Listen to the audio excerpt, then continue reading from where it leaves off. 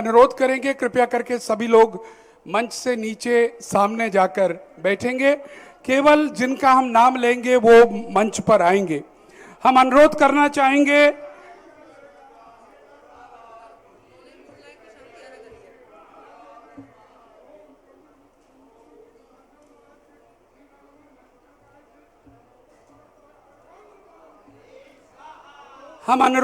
चाहेंगे जिन्होंने मूल नायक की शांति धारा की है उन परिवारों को यहाँ पर पाद प्रक्षालन के लिए आमंत्रित करना। श्रीमती अनीता जी, हीरालाल जी, मनीष जी, कन्हैया जी, वाणी, मोनिका आदि परिवार कलकत्ता कृपया करके मंच पर आइएगा। कलकत्ता परिवार जिन्होंने आज शांति धारा की है वह पाद प्रक्षालन के लिए पधारें। श्रीमान प्रमोद कुमार, विजय कुमार, अथर्व जैन, प्रतीक जैन, ईना, रेणु, सोनम, प्रांशु जैन, कमला नगर आगरा जिन्होंने आज शांति धारा का सौभाग्य प्राप्त किया है और अथर्व का जन्मदिन भी है। हम अनुरोध करेंगे कृपया मंच पर आकर, और इनका भक्ति कलश भी है, हम अनुरोध करेंगे कृपया मंच पर आकर पाद प्रक्षालन करें।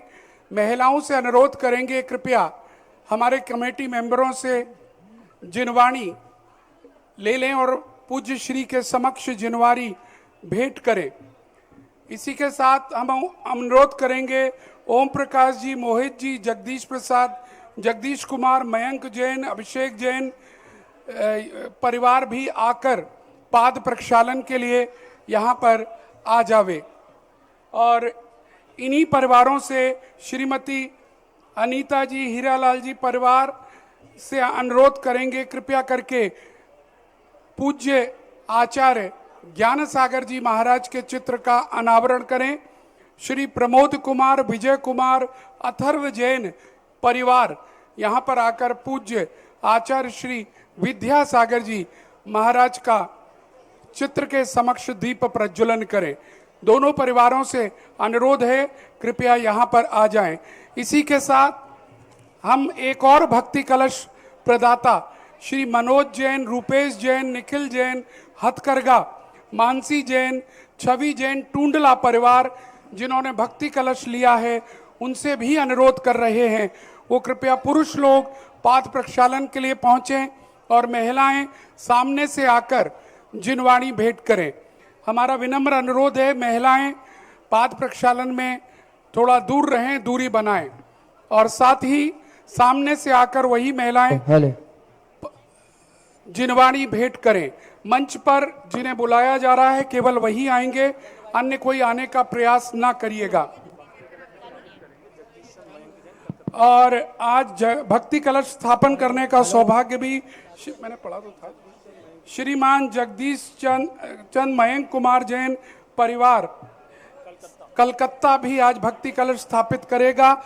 हम अनुरोध कर रहे हैं कि भक्ति कलश श्री नवनीत जैन, सरिता जैन, संगीता जैन, अपूर्व जैन, नोएडा, गुड़गांव परिवार पहुंचे सीधे और सबसे पहले आप भक्ति कलश भी ले जाएं, साथ में पाद प्रक्षालन कर लें और 3 भक्ति कलश आज स्थापित हो रहे हैं, तीनों को दे दें। जगदीश जी परिवार कलकत्ता और जो गुड़गांव का परिवार है वह कृपया करके, और टूंडला का परिवार। और मैं मंगलाचरण के लिए आज 2 मंगलाचरण हैं। सबसे पहले श्रीमती मीना जी, अर्चना जी लखनऊ से कहूँगा शीघ्रता से आकर यहाँ मंगलाचरण प्रारंभ करें। दूसरा मंगलाचरण की टीम भी मंच पर आकर तैयार हो जाए। समय को देखते हुए माइक दे दिया जाए इनको और प्रारंभ करें बिना किसी भूमिका के। और इन सभी परिवारों से अनुरोध है कृपया आकर यहाँ पर चित्र के समक्ष दीप प्रज्वलन दोनों आचार्य श्रियों के समक्ष कराएं। निधान होवा मेरे नाथ हो, ऐसे हो तुम निगाह में मेरी वीतराग हो, तुम ज्ञान के निधान हो, कर्मा तुमने काट दिया तप के जोर से, जगती को तुमने तार दिया धर्म डोर से। कितने किए उपकार भला श्री क्या जागेश जैन जी हिसाब लखनऊ मंच पर आ जाएं और कृपया पाठ प्रक्षालन करें। तुम जागेश जैन जी लखनऊ जल्दी शीघ्रता से आ जाएं। पन्ना जी और जागेश जी लखनऊ शीघ्रता से आएं। मेरे हृदय में आप नहीं दूसरा कभी, देखी तेरी छवि मैं तेरा हो गया कवि। आदर्श मान मेरे तुम ही वीतराग हो, तुम ज्ञान के निधान हो, मेरे नाथ हो। ऐसे हो तुम निगाह में मेरी वीतराग हो, तुम ज्ञानी के बहुत बहुत धन्यवाद। और दानी आज हो। की मंगलाचरण की दूसरी टीम शीघ्रता से प्रारंभ करे और आप सबको चलिए प्रारंभ कीजिए। मेरे प्यारे देव गुरुवर श्री जिन धर्म महान, सदा हो मन में इनका ध्यान, सदा हो मन में इनका ध्यान। इनके उपदेशों पर मेरा जीवन हो गतिमान, इन्हीं पर हो जाऊं कुर्बान, इन्हीं पर हो जाऊं कुर्बान। सिद्ध प्रभुवर को मैं ध्याऊं, अरिहंतों को शीश नवाऊं। 24 जिन जपता जाऊं, मैं भी उनसा जिन बन जाऊं। अन्य देव नहीं मन को भाए, अरहंत सिद्ध ही प्राण, सदा हो मन में इनका ध्यान, सदा हो मन में इनका ध्यान। ज्ञान गुरु आगम के ज्ञाता, उच्च क्रिया से जिनका नाता। ज्ञान ध्यान तप तेज सुहाता, जन जन के जो भाग्य विधाता। विद्या गुरु के पाठ विराजे, जिन शासन की शान, सदा हो मन में इनका ध्यान, सदा हो मन में इनका ध्यान। चौथे पद पर शोभा पाते, उपाध्याय जी आप कहाते। हुक्म संग को खूब दिपाते, ज्ञान किया तप मन को भाते। सुधा सागर जी प्रणम सागर जी, वाचनाचार्य महान, सदा हो मन में इनका ध्यान, सदा हो मन में इनका ध्यान। जिन वाणी की महिमा भारी, जिन वाणी बब जन उपकारी। आत्म शांति की सच्ची क्यारी, विषय कसायों की है आरी। तुलना जग में नहीं है इनकी, गूंजे जय जय गान, सदा हो मन में इनका ध्यान, सदा हो मन में। बहुत बहुत धन्यवाद। इनका और पूज्य श्री से अनुरोध, आज हमें मंगल आशीर्वाद भी दें। पूज्य श्री 23 तारीख को आज प्रवचनों के अंत में हमें दें, हमें यहाँ मोक्ष सप्तमी निर्वाण महोत्सव किस प्रकार से आनंद पूर्वक मनाएं और 30 अगस्त को रक्षाबंधन पर्व को हम किस प्रकार से मनाएं, यह भी आज हमें आशीर्वाद प्रदान करें। पूज्य श्री। जय श्री ओम नमः सिद्धेभ्यः, जय श्री ओम नमः सिद्धेभ्यः। जय श्री ओम नमः सिद्धेभ्यः सर्वमंगलमांगल्यं सर्वकल्याणकारकं प्रधानं सर्वधर्माणां जैनं जयतु शासनं। पंच परमेष्टि भगवान की आचार्य श्री गुरुवर कुंद कुंद महाराज के आचार्य श्री गुरुवर विद्यासागर महाराज के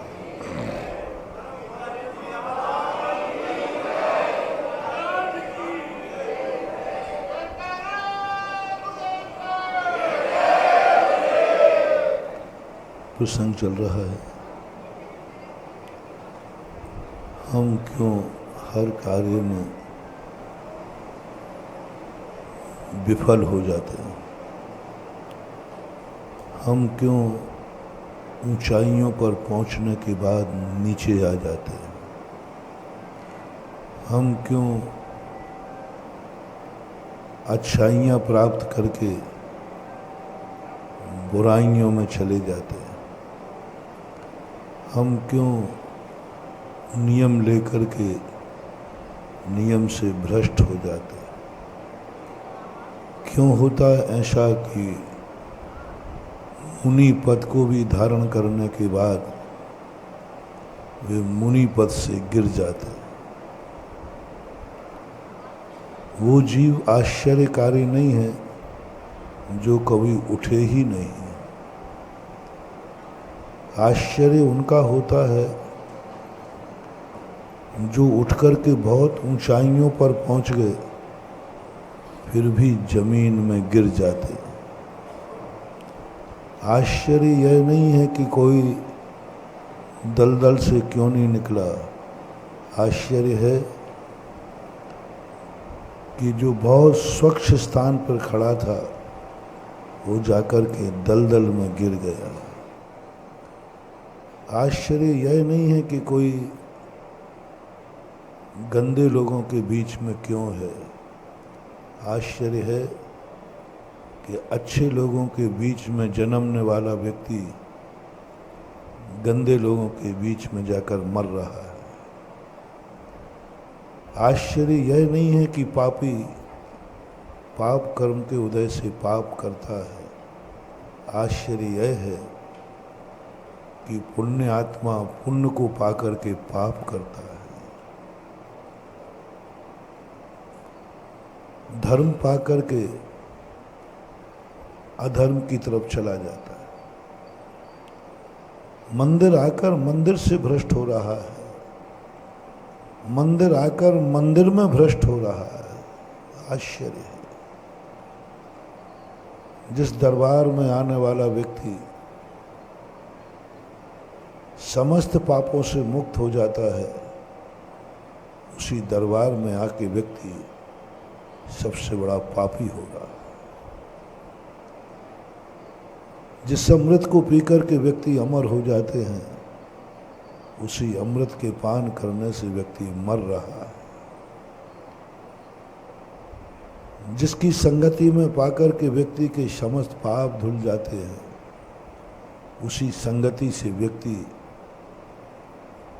सातवें नरक की आयु का वंद कर रहा है। आश्चर्य। जिस मुनि व्रत, जिस त्याग, जिस पूजा, जिस क्रियाओं से व्यक्ति के जन्म जन्म के पाप कटते हैं उन्हीं क्रियाओं से, उन्हीं निमित्तों से व्यक्ति इतना पापी हो जाता है कि वो पाप कांटे से भी नहीं कटता। जिन मुनिराज की मुद्रा को देखकर जन्म जन्म के पाप कट जाते, जिनके एक दर्शन मात्र से सम्यक्त की प्राप्ति हो जाती है, जिनके एक वचन मात्र से जीवों का उद्धार हो जाता है, उन्हीं मुनि महाराज के निमित्त से एक व्यक्ति सातवें नरक की आयु का वंद कर रहा है। आश्चर्य क्या है? मुनि महाराज की मुद्रा तो वो है जिसको देख करके सारे पाप खत्म हो जाते हैं,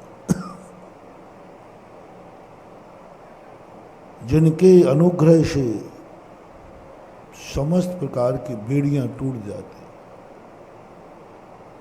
ये पढ़ा है, जिनके अनुग्रह बिन कभी न कटे करम जंजीर, ते साधु मेरे उर्वशो मेरी हरहु पातक पीर। ऐसे मुनिराजों के दर्शन करके व्यक्ति 7 नरक की आयु का वंद कर देता है। जिन भगवान के दर्शन करने से निधत्त निकाचित कर्म क्षय हो जाते हैं, उन्हीं भगवान की मुद्रा से व्यक्ति निधत्त निकाचित कर्मों का वंद कर लेता है। आश्चर्य, आश्चर्य। राजा सनक ने उन्हीं मुनिराज को देख करके 7 नरक की आयु का वंद किया। अंजना ने उसी मूर्ति के कारण से 22 वर्ष का निधत्त निकाचित कर्म वंद किया। मूर्ति के कारण, धर्म के कारण एक मूर्ति के प्रति थोड़ा सा विद्वेष भाव आया। सबको मालूम है कितनी यातनाएं से अमृत जहर का काम कर रहा है। क्या बात है, अग्नि पर पानी डाला जा रहा है, वो घासलेट तेल बन रहा है। क्या बात है। बहुत बड़ी ये बातें ऐसी विचारनी हैं। केवली सुत संग धर्म देवा, वर्णवादो दर्शन मोहस्य। उज्ज्वल उमा स्वामी महाराज ने अपने अंतर जगत की वेदना को पकड़ा। कुगुरु उन्होंने नहीं लिखा, कुदेव कुशास्त्रों को उन्होंने दर्शन मोहिनी के वंद का कारण नहीं कहा, क्योंकि वे तत्वार्थ सूत्र लिख रहे थे। तत्वार्थ सूत्र जो है मिथ्या दृष्टि को नहीं लिखा जाता है, जैन श्रावक को लिखा जाता है। जो कुल से शुद्ध हैं, जाति से शुद्ध हैं, क्षेत्र से शुद्ध हैं, जिनको सब कुछ पुण्य कर्म का उदय है, तो उन्होंने कहा केवली शुद्ध, केवली भगवान के प्रति विपरीत भाव आए दर्शन मोहिनी के बंद का कारण। केवली भगवान के निमित्त से, कुदेवों का नहीं, कुशास्त्रों का नहीं, यही भगवान। इन्हीं को निमित्त पा करके दर्शन मोहिनी का बंद, इन्हीं मंदिरों को लेकर के निधत्त निकाचित कर्मों का बंद हो जाता है। जब हम इन्हीं भगवानों को अपने स्वार्थ के लिए, उनके शुद्ध तत्व के लिए विपरीत समझने लग जाते हैं, तो हम जिनवाणी के माध्यम से, यही जिनवाणी, दूसरी जिनवाणी नहीं, इसी जिनवाणी से अपने स्वार्थ के अनुसार अर्थ निकाल लेते हैं।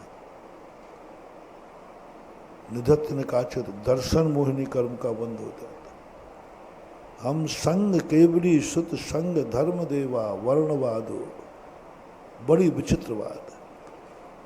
मुनियों के प्रति, मुनि संघ के प्रति हमारी कसाय भाव जाग जाते हैं, हमारे परिणाम बिगड़ जाते हैं, हमारे स्वार्थ की सिद्धि ना हो, जो महाराज हमारे अनुकूल ना हो, जिन महाराजों से हमें ख्याति न मिले, जो महाराजों से भी सम्मान चाहता है, महाराजों से भी ख्याति चाहता है, कि साधु की संगति से हमें ख्याति मिलना चाहिए, नहीं मिलने पर वह सच्चे साधु की भी बुराई कर देता है। जान रहा है कि सच्चा साधु है, लेकिन स्वार्थ की सिद्धि न होने से, अपने अहंकार की पुष्टि न होने से, अपनी इच्छाओं की पूर्ति न होने से उनका भी अवर्णवाद कर देता है, उन पर भी उंगली उठा देता है, उनके प्रति भी इतने द्वेष भाव से भर जाता है, इतने द्वेष भाव से कि दर्शन मोहिनी का आश्रय हो जाता है। रावण जान रहा है कि ये सच्चे मुनिराज हैं, इनके ऊपर से किसी का अभिमान नहीं निकल सकता, नहीं निकलेगा। और ये देवोपुरीत विमान है, कोई हवाई जहाज नहीं है। देवता लोग कभी भी सच्चे दिगंबर मुनि महाराज के ऊपर से नहीं निकल सकते। कैसा भी सम्यक दृष्टि मिथ्या दृष्टि कैसे, वो ऊपर से नहीं निकलते।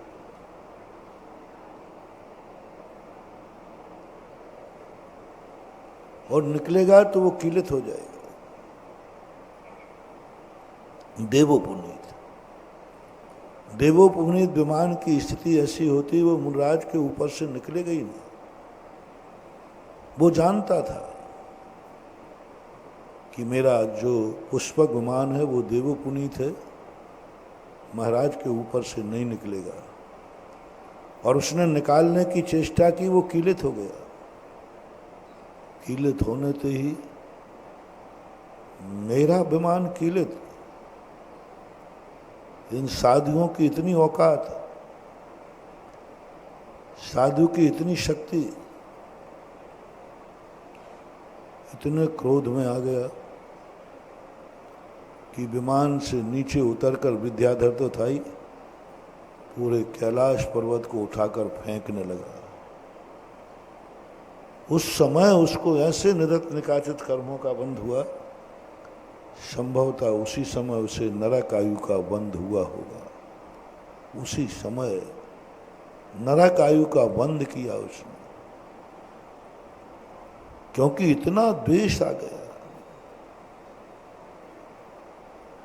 जिन मुनिराजों के दर्शन दुर्लभ होते हैं, जिन मुनिराजों के दर्शन करके शिकारी कुत्ते और शेर भी शांत हो जाते हैं, उन मुनिराज को देखकर क्रोध आ गया। जिन मुनि मुद्रा को देख करके, तीर्थंकर मुद्रा को देखकर व्यक्ति अवभाग्य मानते हैं, कमठ पारसनाथ को देखकर बैर जाग गया। मुनिराज की संगति में तो बैर लोग भूल जाते हैं, बैर भाव होता है तो भूल जाते हैं। लेकिन कुछ लोग ऐसे होते हैं जिनका बैर भाव जाग जाता है, बहुत घनिष्ठ जाता है, और इतना बैर जागता है कि वे मुनिराज के प्रति भी द्वेष कर लेते हैं। और उस समय देखो नरक आयु का बंद कर देते हैं। इसलिए अभी अपन 2-3 दिन से सबसे बड़ी बात समझ रहे हुए है, कहीं ऐसा तो न हो जाए हम धर्म को प्राप्त कर पाएं या न कर पाएं, हम ऊंचाइयों पर पहुंचे या न पहुंचे, लेकिन जहां हैं वहां से पीछे न चले जाएं। 2 सावधानी रखना है। अच्छा यह है कि हमने जहां कदम बढ़ाया है, मेरे कदम बढ़ते जाएं। कोई दुनिया की ताकतें, कोई दुनिया का विघ्न, कोई दुनिया की बाधाएं हमारे कदम को रोक ना पाए, रोक ना पाए। किसी भी अच्छे कार्य के लिए बढ़ने के पहले सबसे बड़ा मोटिवेशन, सबसे बड़ा दृढ़ संकल्प होना चाहिए, मेरा कदम अब पीछे नहीं हटेगा।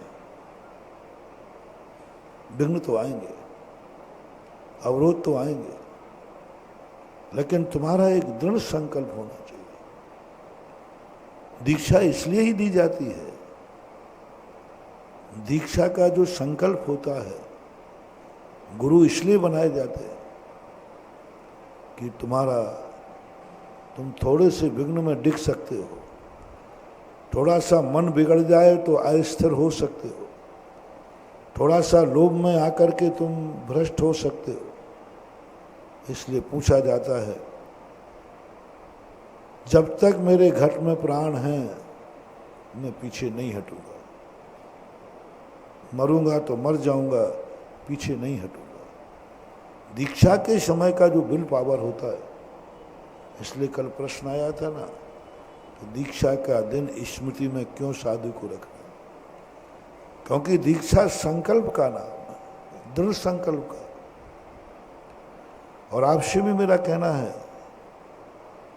जो तुम्हारे जीवन में कभी अच्छे ने प्रवेश किया हो, कोई तुम्हें लगा हो कि मैंने एक अच्छा कार्य किया है, तुम्हें लगा हो कि मैंने कोई अच्छा नियम लिया है, कभी प्रतीति में आया हो कि मेरे मंदिर जाने का नियम है, कभी प्रतीति में आया हो कि मेरा एक माला फेरने का नियम है, कभी प्रतीति में आया हो कि मेरे स्वाध्याय करने का नियम है, कभी कोई भी, तो पहला एक संकल्प कर लेना, मैं जिस कार्य में आगे बढ़ रहा हूं मैं बढ़ता ही जाऊंगा, बढ़ता ही जाऊंगा। जितने भी विघ्न हैं उन सबको चुनौती दे दो। कभी भी अच्छे कार्य को चलते समय फूलों का रास्ता मत चुनना, कभी नहीं चुनना। अच्छा आदमी बनने के लिए फूलों का रास्ता मत चुनना। अच्छे कार्य करने के लिए कभी ये विचार नहीं करना, अच्छा कार्य कर रहा हूं विघ्न क्यों आएगा, अच्छा कार्य कर रहा हूं दुख क्यों आएगा, साधु बन रहा हूं अच्छा कार्य करूंगा क्यों तकलीफ आएगी, क्यों विघ्न आएगा, क्यों परेशानी आएगी, क्यों मेरे साधु से कोई दुश्मनी करेगा, मेरे प्रति क्या करेगा, मैं तो साधु बन रहा हूं, किसी को कोई दुश्मन थोड़ी बन रहा हूं। ऐसा निर्णय, ऐसी धारणा भूल करके मत बना लेना, भूल कर मत बनाना। तुम इतने बुरी तरह गिरोगे कि अंत में यही कहोगे कि मैंने गलत नंबर डायल कर लिया, मैंने तो अच्छे के लिए सोचा था, ये क्या होगा। मैंने तो सोचा था कि मुनि बनने के बाद सारी दुनिया जय जयकार बोलेगी, नमोस्तु करेगी, अर्घ्य चढ़ाएगी, पलक पावड़े बिछाएगी। ये क्या हो रहा है, ये क्या हो रहा है। लोग मेरा दर्शन करके कहेंगे अभाग्य है मुझे दिगंबर मुद्रा दिखी। ये क्या हो रहा है, ये तो लोग कह रहे नंगा बाबा, ये तो गाली में नंगा बाबा कह रहे, लोग पत्थर मार रहे, लोग बुराई कर रहे, सब उल्टा हो जाएगा।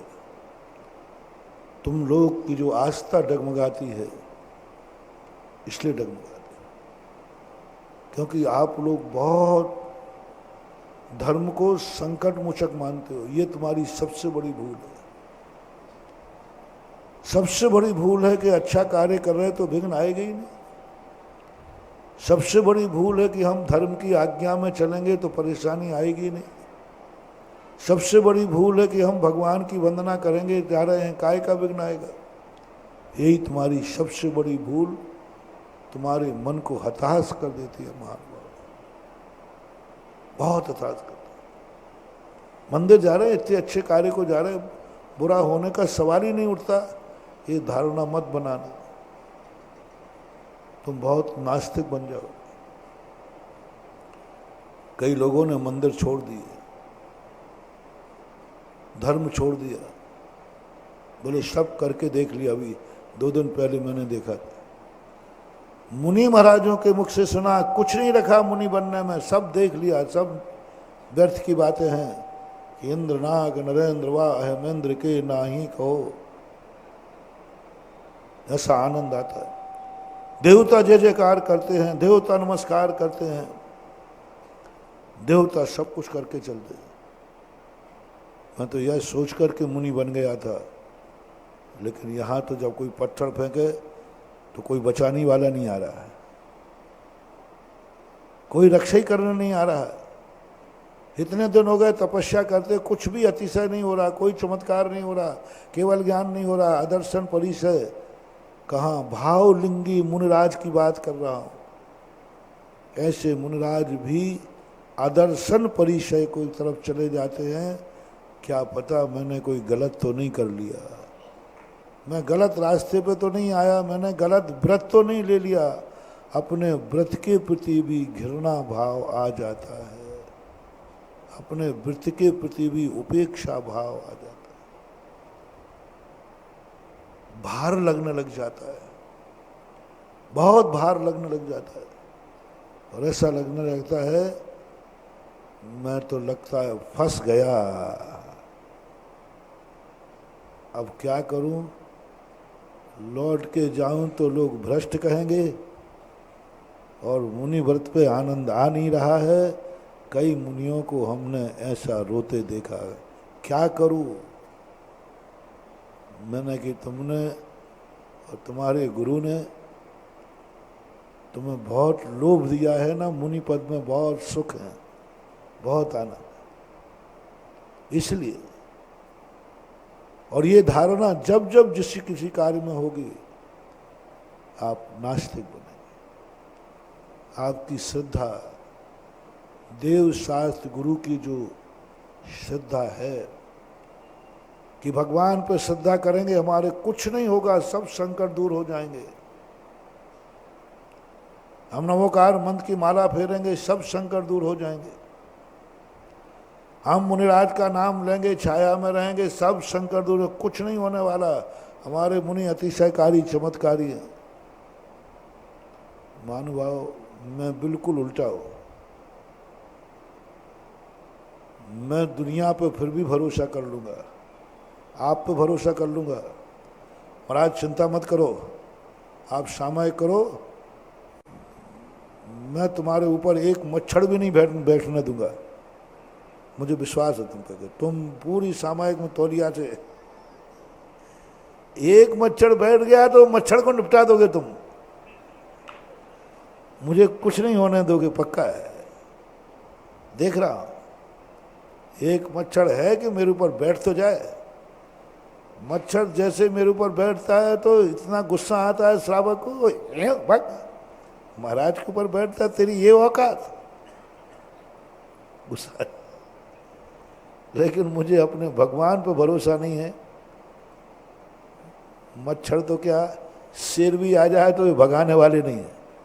मैं चिल्ला रहा हूं भगवान आपके भक्त से हो रहा है, तो भगवान ये और कहते चिल्ला क्यों रहा है, मैं देख रहा हूं कि शेर आ रहा है, देख तो रहा हूं मैं। भगवान वो खा रहा है तो चिल्ला क्यों रहा, मैं देख तो रहा हूं कि तू खा रहा है, वो खा रहा है। अब मैं मर जाऊंगा, अरे चिल्ला क्यों रहा, मैं देख रहा हूं तू मर रहा है, बस इससे ज्यादा कुछ नहीं बोल रहा, मैं देख रहा हूं। उनसे बचाने की कोई उम्मीद नहीं, गुरुओं से नहीं, शास्त्रों से नहीं, इनसे क्या, बहुत बड़ी चीज। हमेशा ये मान के चलना, इतनी अंधी श्रद्धा मत करो कि तुम सब कुछ उनके ऊपर छोड़ो।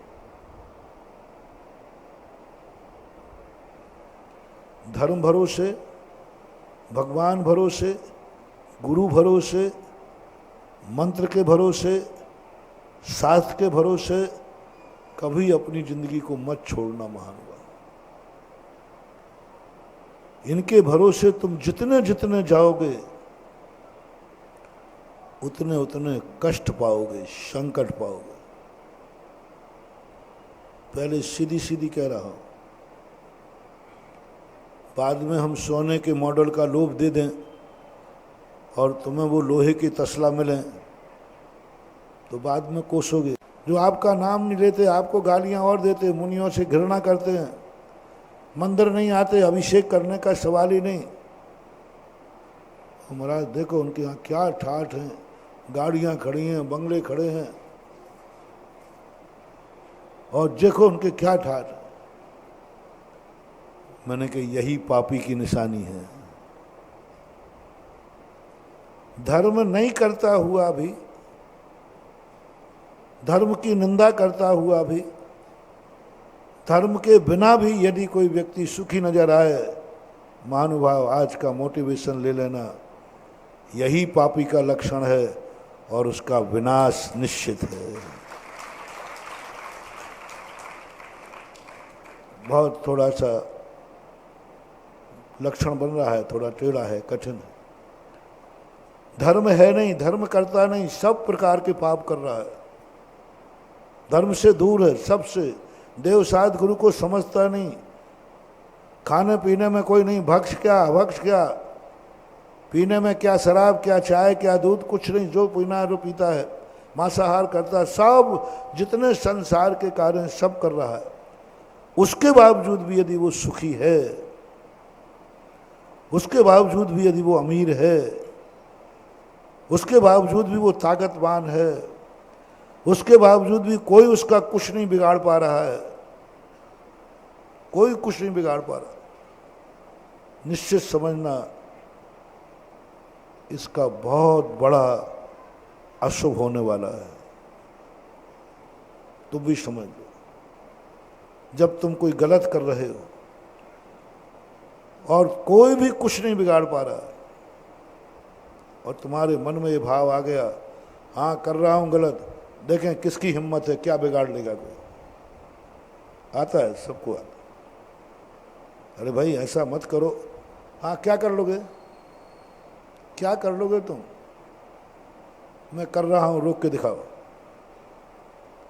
मैं कर रहा हूं रोक के दिखाओ, है किसी की हिम्मत? पुलिस में रिपोर्ट लिखाओगे? हाँ लिखाओ, जाओ लिखा के आ जाओ, एसपी का नंबर दे दूं, लो लगा के पकड़ा दे, कर ले शिकायत मेरी, क्या कर लेगा, क्या कर लेगा, कानून क्या करेगा? मेरे माँ बाप से कहना है, कह दे, मम्मी पापा से कह दे, महाराज से कहना है, और क्या यही धमकी देगा ना कि हम अभी हरि पर्वत जाते हैं, महाराज से कहूँगा, ठीक है, हाँ कह दे महाराज, महाराज क्या कर लेंगे, मैं महाराज को मानता ही नहीं हूँ, और महाराज हमें कोई हमारे घर तो आएंगे नहीं, मैं महाराज के पास जाऊंगा ही नहीं, महाराज कोई अरेस्ट तो कराएंगे नहीं, मैं जाऊंगा नहीं, महाराज क्या कर लेंगे।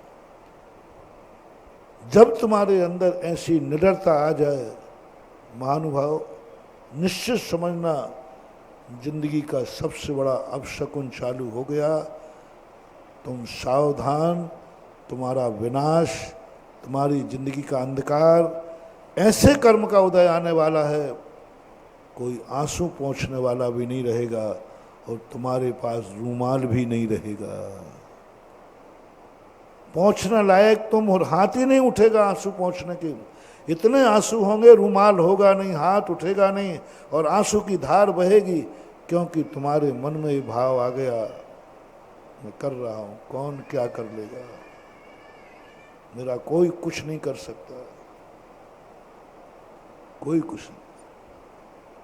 इसके बाद तुम सुखी हो, देखा, बताओ मेरे यहाँ क्या कमी है, मैं मंदिर नहीं जाता हूँ, बड़े बड़े आदमी यही कहते हैं, हाँ तुम दिन भर मंदिर में बैठे रहते हो ना, और मैं मंदिर नहीं जाता हूँ, कोई धर्म नहीं करता हूँ, ना मैंने कोई दान दिए हैं महाराजों के, फिर भी देख लीजिए हमारा क्या ठाठ से धंधा चल रहा है, तुम्हारे तो तुम्हारे पहनने को भी सोना नहीं, हमारी तो पीकदान भी सोने की है। बड़े आदमी को अहंकार बहुत होता है, बहुत अहंकार होता है, उनको बहुत अहंकार होता है, कोई धर्म वर्म कुछ नहीं है, कोई मुहूर्त कुछ नहीं होते हैं, काय का मुहूर्त काय का हो, मैं तो जो करता हूं जब करना है तब हो जाता है। मैं कहता हूं ये नहीं बोल रहा है, इसका भविष्य ऐसा ही है, यही सबसे बड़ा पाप है।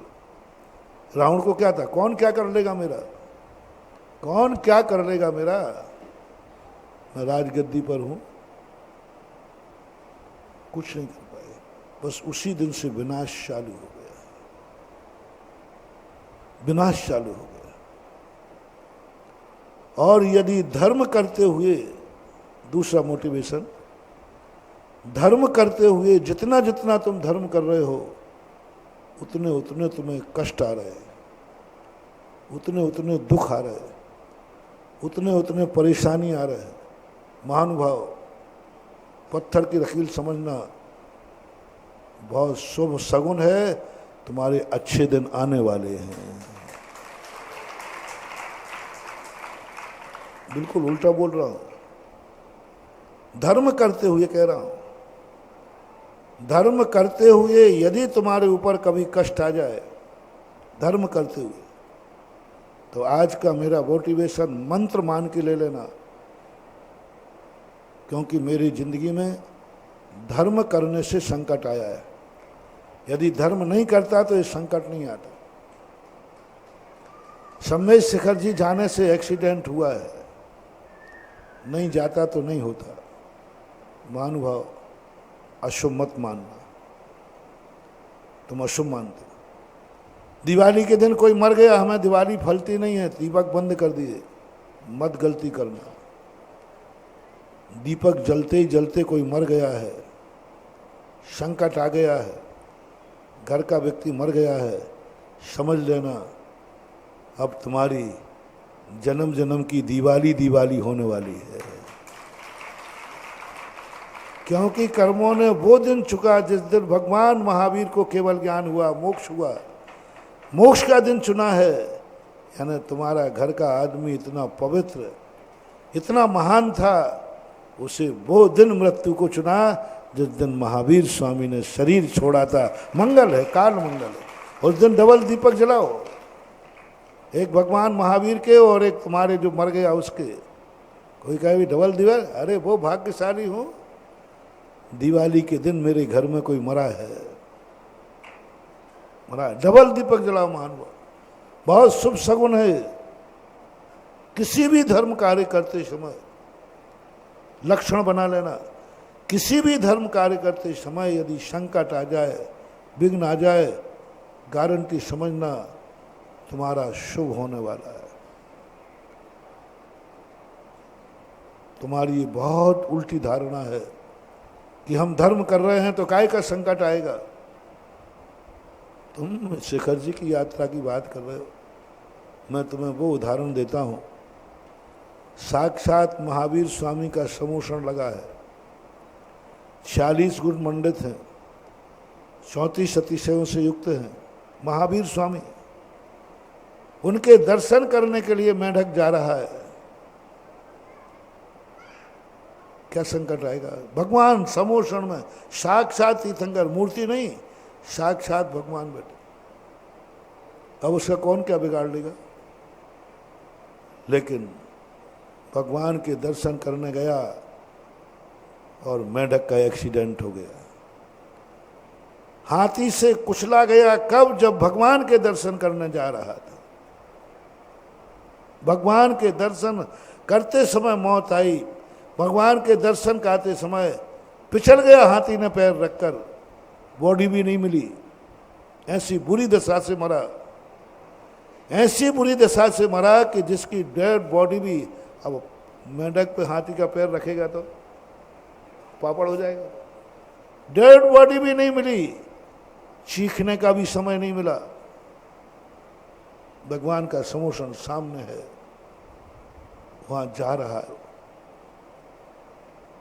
क्यों भाई, कौन से पाप करने जा रहा था? भगवान के दर्शन करने। उस समय तो किसी को बचाना चाहिए था, नहीं।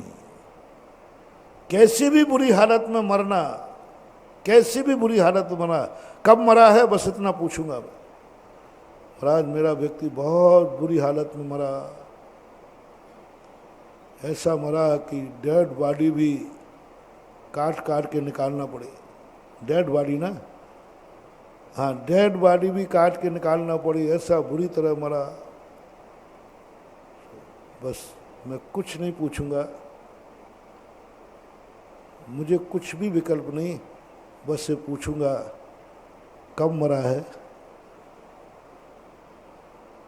कब मरा है। शिखर जी की यात्रा पर जा रहा था। बस मेरे चेहरे पर बांझे खुल जाएंगे, बस चिंता मत करो। कैसा मरा है सवाल इसका नहीं, कहाँ गया है ये घोषणा मैं करता हूँ। नियम से देव पर्याय में गया है, क्योंकि वंदना करने जा रहा है। अंदर के परिणाम वो जाने।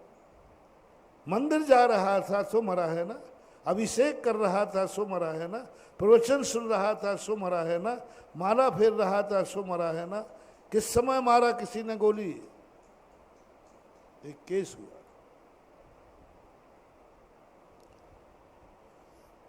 पूरी कहानी नहीं।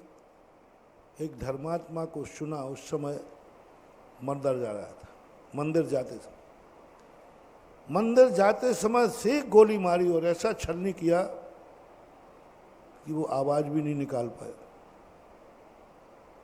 लोग नास्तिक हो गए, बोले महाराज काय का धर्म में अतिशय है, जिंदगी भर इसके मंदिर का नियम था, बिना मंदिर के इसने पानी भी नहीं पिया, कभी पानी नहीं पिया, रात में खाता नहीं था, आपका भी भक्त था और बहुत धर्मात्मा, वास्तुता धर्मात्मा।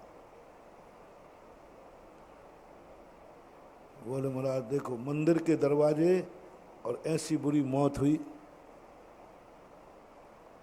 मैंने कहा मंदिर के दरवाजे हुई ना, बस नियम से इसका बेड़ा पार हुआ। यही तो भगवान की मोनोपोली थी कि मेरा भक्त दुनिया में भली गोलियों से तो मरना था उसको। आप लोगों को वहाँ दुख नहीं होता, और कहीं मर जाता गोलियों से तो कोई बात नहीं। किसी और गलत जुआ खेलते मार देता, शराब पीते मार देता, और कोई पाप करते मार देता, दुनिया के कामों में जा रहा है उस समय मार देता, तो तुम लोग कहते हाँ ठीक है गलत कार्य कर रहा था इसलिए मारा, तुम्हें दुख नहीं होता। तुम्हारी बिल्कुल उल्टी नीति है। पाप करते हुए कोई मर जाए, बुरे कार्य करते हुए मर जाए तो आप लोग कोई खेद नहीं मनाते। हाँ ठीक है पाप कर रहा तो मारा गया, शराबी नहीं मरेगा तो कौन मरेगा? आपको कष्ट नहीं होता। आपको कष्ट कब होता है? मंदिर में भगवान के दर्शन करते हुए वो भी वो भक्त जिसने कभी पानी नहीं पिया, बिना दर्शन के वो ऐसी मौत मरा। अरे राम राम राम राम राम, बड़ा गलत हो गया। आप लोगों के मंदिर से विश्वास उठ जाएंगे, आपको चिड़चिड़ापन आ जाएगा। और यदि कोई धर्म का ज्ञाता साधु होगा तो कहेगा वाह वाह भगवान, तूने जान लिया था कि ये भक्त गोलियों से तो मरेगा, लेकिन ये मेरे दरवाजे, मेरे सामने, मेरी शरण में मरेगा। बस इतनी सी तो बात। मैं आपसे पूछना चाहता हूँ, शेयर करना।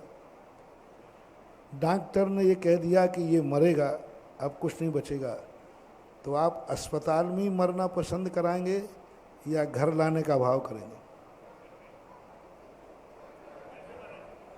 अब मरना तो निश्चित हो ही है, तो अब क्या भाव करोगे कुंती कुमार जी? अरे भैया वो ठीक है, और धर्मात्मा होगे तो महाराज के पास जाओगे, लेकिन मोही व्यक्ति क्या करेगा? अरे भाई हमारे दादाजी के प्राण निकले तो घर में निकले ना। इसको आप लोग अच्छा मानते हो। तो यही तो मेरे प्रभु ने किया कि मरना तो निश्चित है, लेकिन मेरे भक्त का मरण मेरे घर में हो, मेरे दरवाजे हो, मेरे सामने, मेरे लिए आ रहा हो। क्या गजब की मौत। मैंने कहा चिंता मत करो। इतने ही पूछा गया मेंढक कहाँ जा रहा था? ना जाने पैर से कितने मेंढक कुचले जाते हैं हर दिन हाथियों से। ये कहाँ जा रहा था? बोले समोषण के दर्शन करने। बस घोषणा हो गई, नियम से स्वर गया है, अंतर मुहूर्त में तो समोषण में आ गया। बोले मैं वही मेंढक हूँ जो भगवान के। अरे तेरी दुर्दशा तो ऐसी हुई थी कि फापड़ हो गया तेरा, पिछला गया। बोले क्योंकि भगवान के दर्शन करने जा रहा था, 5वें स्वर्ग में जाकर देव हुआ।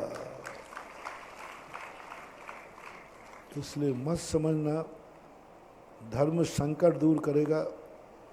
धर्म का नेचर है कि भक्त मरे तो हमारे दरवाजे मरे, भक्त मरे तो धर्म करते हुए मरे। भक्त का एक्सीडेंट हो तो शिखर जी की यात्रा में हो, भक्त का कोई गोलियों से छलनी करे, कोई मर्डर करे, तो भगवान के दरवाजे में भगवान का अर्घ करते समय, पूजा चढ़ते समय हो, यदि होना है। धर्म की पॉलिसी बता रहा हूँ आज, बिल्कुल तुम्हारे से उल्टी है ना। पहले बताओ धर्म क्या करता है तुम्हें? धर्म तुम्हारा हितैषी है कि अहितैषी? धर्म तुम्हारा खुद का है कि नहीं है कि पराया मानते हो? भगवान है कि नहीं? गुरु है कि नहीं? तो इनकी पॉलिसी सुनो। इनकी पॉलिसी है कि तुम्हारा कोई मर्डर करे तो धर्म कहता है इसका मर्डर हो तो मंदिर में हो, पूजा करते समय।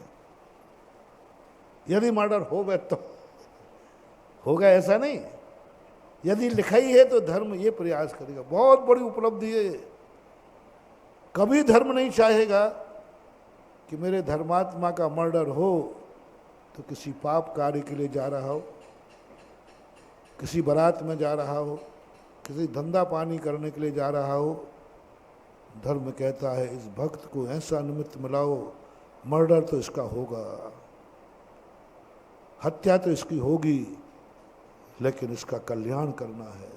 बस ऐसे निमित्त मिलाएगा कि तुम्हारा मर्डर उस समय होगा जब तुम धर्म कार्य कर रहे होगे। मंदिर से जा रहे होगे, आ रहे होगे, प्रवचन सुन के जा रहे होगे, ये सब धर्म की बहुत बड़ी पॉलिसी है। इसे तुम बुरा कहोगे, अरे मंदिर गया था, प्रवचन सुनने गया था, हार्ट अटैक आ गया।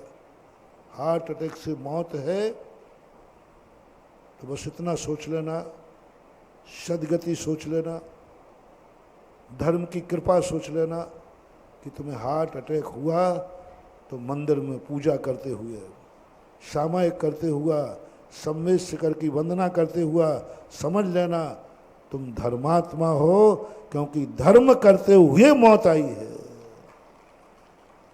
धर्म करते हुए संकट आया है,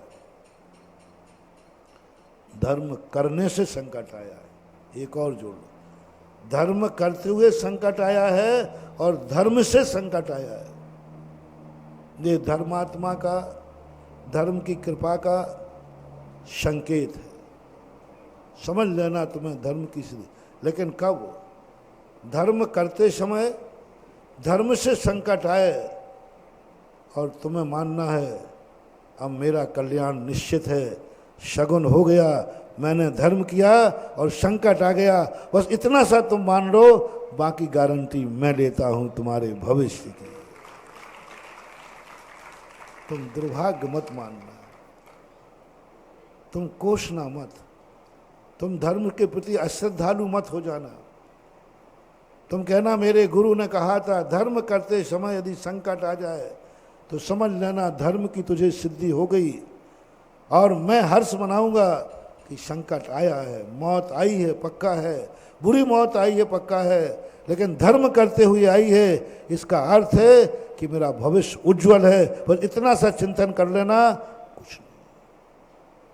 मेढक ने यही तो सोचा, मरना तो है ही, भगवान के दर्शन करते हुए मरूं। अंजन चोर ने क्या सोचा था? अभी 4-5 दिन पहले बताया, मेरा मरना तो निश्चित है,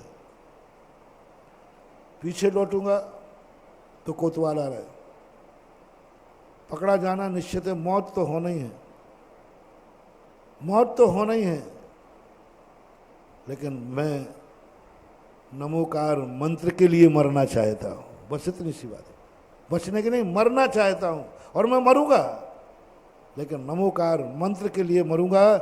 इतना सा संकल्प किया और उसे नमोकार मंत्र की सिद्धि हो गई।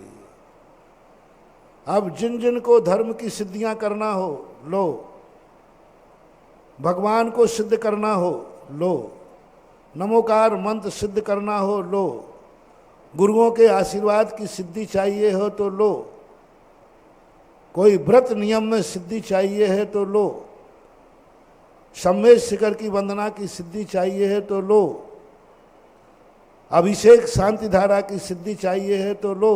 खुला बाजार है, खुला बाजार है, कोई जीएसटी नहीं, कोई टैक्स नहीं।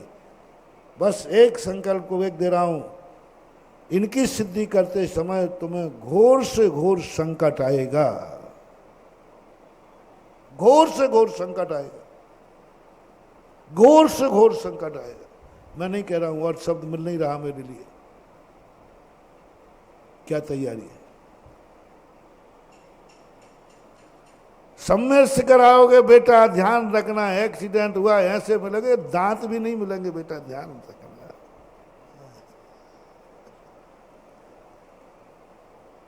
सम्मेर शिखर की सिद्धि करा दूंगा।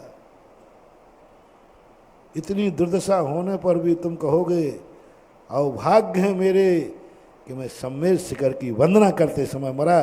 बस ये इसका इलाज है। क्रिया बता दी, भाव बता दी, क्षेत्र बता दी। क्षेत्र धार्मिक क्षेत्र है, क्रिया बता दी, घोर से घोर संकट आना है और आपके परिणाम को बस इतना मानना है, मेरा भविष्य उज्जवल है, मेरा शुभ है, क्योंकि ये संकट मुझे धर्म करते, बोलो जल्दी, ये जो संकट आया है कब आया है? धर्म। बस इतना सा ध्यान रखना। धर्म करते समय संकट आया है, धर्म से संकट आया है। दो चीजों का। और धर्म से संकट आवे और धर्म करते समय संकट आवे, मेरे गुरु ने बताया यही शुभ का लक्षण है, इसी भविष्य का उज्जवल है। बस पक्का है। मैं क्या करूं? प्रमाण पत्र ऐसे ही देना पड़ेगा। अब प्रमाण पत्र कैसे दूं? तुम चाहते हो कि महाराज जी ऐसा दे दो ना, थोड़ा सा पढ़ दो, जो जो धर्म करेगा उसके जीवन में कभी संकट आएगा ही नहीं, कभी संकट नहीं आएगा। जो जो धर्म करेगा उसकी मौत कभी सम्मेर शिखर के रास्ते में हो ही नहीं सकती। कितने भी तोप और गोलियां चल जाएं, उसका शरीर कभी छलनी नहीं होगा। धर्म वो ब्लू जैकेट है। महाराज ऐसा सर्टिफिकेट दो तो मजा आ जाए, नहीं दे सकते, है ही नहीं। ये तो सब कहे गए हैं, और ये कहे नहीं गए, ये हुए हैं। भक्त ने धारणा नहीं बनाई कभी। अंजन चोर ने नहीं कहा कि नमोकार मंत्र मुझे बचा लेगा, उसने कहा नहीं, मरना निश्चित है, मैं नमोकार मंत्र के लिए मरूंगा तो बच गया। जिन जिन लोगों ने चमत्कार के लिए, सुख के लिए धर्म किया है, उनको धर्म की सिद्धि कभी नहीं हुई। सुख के लिए, पुण्य के लिए। मिथ्या दृष्टि और है।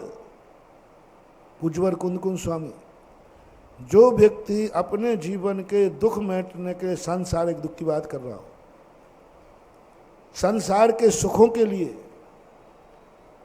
संसार के दुखों को मिटने के लिए धर्म करता है, करते हैं लोग, मिथ्या दृष्टि कहा। बदनी मानी धरंता शीलानी तहा तवम चकुबंता परमठ बाहराजे ते अन्नानी पुण्य मिच्छन्ति। व्रत बदनी मानी धरंता शीलानी तहा तवम चकुबंता। व्रत का पालन करते हैं, नियम का पालन करते हैं, शील का पालन करते हैं, बहुत बड़े बड़े तप करते हैं। पुण्य मिच्छन्ति ते अन्नानी। परमठ भायराजे ते अन्नानी पुण्य मिच्छन्ति। वे परमार्थ से बाहर हैं, अज्ञानी हैं, क्योंकि वो पुण्य की इच्छा कर रहे हैं। पुण्य का अर्थ यही सांसारिक सुख, मिथ्या दृष्टि। और तुम्हें धर्म की सिद्धि हो, कोई नियम नहीं। तुम्हें संसार के सुख मिल भी जाएंगे तो वे दुखी देंगे। रावण ने किया था, अपने पुण्य से, अपने मुनि व्रत से, अपने धर्म से 3 खंड का राज्य मिला, मांगा था, मिल गया, मिलेगा, वो तो मिलेगा। तुम संसार के सुख के लिए करोगे तो नहीं मिलेगा, सो मना नहीं कर रहा हूं, ये ध्यान रखना। तुम जो भी संसार के सुख चाहोगे, धर्म से सब मिलेंगे। अभ्युदय और निश्चित दोनों सुख मिलते हैं। लेकिन यदि तुमने चाहा कि मैं संसार के सुखों के लिए धर्म कर रहा हूं, मुझे मिलना चाहिए, तो आप मिथ्या दृष्टि हैं। मिल जाएगा, लेकिन दुर्गति जाना पड़ेगा। निदान बंद, रावण को दुर्गति जाना पड़ा। इसलिए आज हम आपको मोटिवेशन दे रहे हैं कि धर्मात्मा बनने के पहले सोच लेना, संसार के दुनिया के जितने कष्ट हैं सब तुम्हारे ऊपर आएंगे। जितने बड़े बड़े धर्मात्मा बनोगे, जितने बनोगे उतने आएंगे। फैसला आपके हाथ। जितने जितने बड़े आदमी होते जाओगे धर्म में, उतने उतने संकटों की संभावना ज्यादा है। तुम बच नहीं पाओगे, कोई बचाने आएगा नहीं। जैसे हम लोग, बोलो हमारे ऊपर कौन सा संकट नहीं आ सकता? कौन सा संकट है जो मैं दूर कर सकता हूं? कुछ नहीं। खुला बैठा हो। गर्मी का संकट, सर्दी का संकट, मच्छरों का संकट, और एक और कह दूं, आहार करते समय भक्तों का संकट। संकट ही संकट है जिंदगी में। लेकिन बस एक ही आनंद आता है, यही तो धर्मात्मा की निशानी है।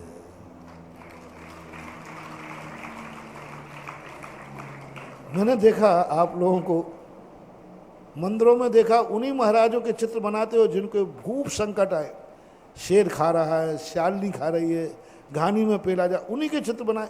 अरे कोई एक आध अच्छे महाराज के चित्र बनाओ जिनके जीवन में संकट ही नहीं आया। बोलो मंदिरों में किनके चित्र बनते हैं ज्यादातर? अच्छे महाराजों के, जिनके जीवन में कोई संकट नहीं आया, अंतर मुहूर्त में केवल ज्ञान हो गया, उनके कोई नहीं बनाता। भरत का कोई नहीं बनाता, बाहुबली के बनाएंगे। क्यों? अरे महाराज उनके ऊपर सांप चढ़ रहे हैं। यानी आप लोगों की मनसा क्या है समझ में नहीं आती मुझे। आप क्या देखना चाहते हो मुनिराज? कौन से मुनिराज पसंद हैं? पकड़ गया आप। भरत बेचारा सीधा, उसके मन में कोई संकट नहीं आया, किंचित मात्र भी। एक अंतर मुहूर्त में तो उसकी कोई मूर्ति नहीं बैठालता। वो तो भरत बाहुबली के साथ सेटिंग में बैठ जाते। भरत सेटिंग में, क्योंकि अब भरत आदिनाथ आ गए, बाहुबली आ गया, तो अब एक कोना सेटिंग में। बोलो दुनिया में भरत की मूर्तियां अकेली ज्यादा हैं कि बाहुबली की? क्यों? भरत बड़ा था रे भैया, ज्येष्ठ पुत्र था, चक्रवर्ती था, उसकी अकेली मूर्ति कोई बैठालते ही नहीं। और भरत के और बाहुबली में सबसे ज्यादा दर्शन करने का मन किसको होता है? तुम्हें भरत और बाहुबली में मूर्ति मिले तो कौन सी लोगे? भरत की सस्ती मिलेगी। क्यों? है ना? तुम्हें वे महाराज पसंद हैं जिनको सांप चढ़ रहे हों, बिच्छू चढ़ रहे हों, बेलें चढ़ रही हों, बामी बन रहे हों। यार तुम अंदर की बात तुम्हारी पकड़ में आ गई। तुम चाहते क्या हो? है ना? तुम हमें सुखी देखने नहीं चाहते। काहे? तुम नहीं चाहते हो कि महाराज हो और सुखी हो, महाराज हो और फूलों के रास्ते पे चल रहा हो। तुम्हें वो महाराज पसंद है जिस महाराज के चलते समय कांटे ही कांटे बिछे हों, संकट ही संकट बिछे हो। हाँ, इसकी मूर्ति बैठा लूंगा। मैंने खूब देख लिया। मैंने कहा बाहुबली भगवान ये बताओ, आप में ऐसी क्या विशेषता है जो भरत भैया में नहीं थी?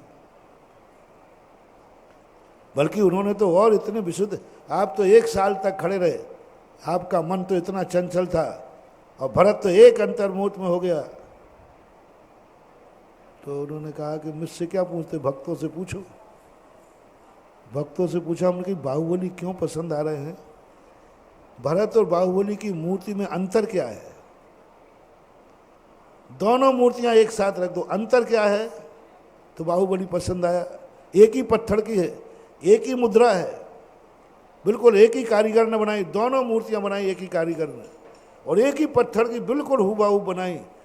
फिर आपने बाहुबली को पसंद क्यों किया? एक्स्ट्रा क्या था उसमें? बेल है ना, छिपकुली ना, सांप ना, बस यानी तुम्हें वो महाराज पसंद हैं जो चारों तरफ सांपों से घिरे रहे, सांप उनके ऊपर कीड़ा करते रहे, बामी दीमक बना ले चढ़े, हाँ ये महाराज पसंद है।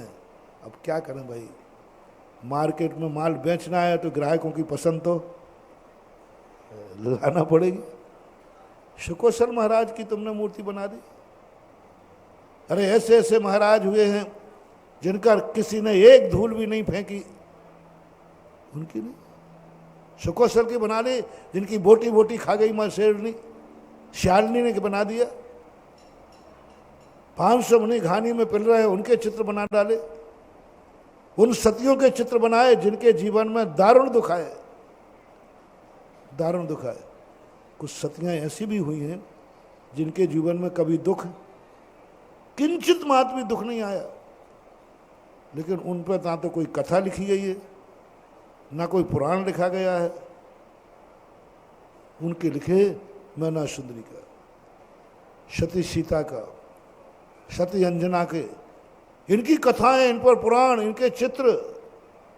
अरे मैंने कही दुनिया की पसंद है, ये पसंद नहीं है महानुभाव, पसंद नहीं है महानुभाव, ये धर्मात्मा होने का प्रमाण पत्र है कि धर्म करते हुए संकट आ रहा है फिर भी धर्म से नहीं डिग रहा है। धर्म करते हुए संकट आ रहा है, धर्म से संकट आ रहा है, फिर भी धर्म के प्रति अनास्था भाव नहीं आ रहा, ये प्रमाण पत्र है। सब तरफ से सुख है, सब तरफ से अनुकूलता है, फिर भी धर्म के प्रति अनास्था भाव नहीं आ रहा है, ये कौन सी बड़ी बात हो गई। सब तरफ से सुख है। देखो मुझे धर्म से बहुत प्रेम है, मुझे धर्म से बहुत लगाव है, क्योंकि जब से मैंने धर्म किया है तब से मेरे सारे दुख दूर हो गए, मेरे घर में सुख ही सुख है। सुनना, जब से मैंने धर्म किया है तब से मैं सुख ही सुख हूं, सब तरफ की पवारा है। अरे क्या पूछो, जब से मैं महाराज का भगत बना हूं, अरे माटी छूता हूं सोना हो जाता है सब, और 100 लोगों को सुनाता है पट्टा। मालूम मेरे ये दिन अच्छे कैसे आए, पहले मेरे बहुत बुरे दिन थे जब से महाराज से जुड़ा हूं।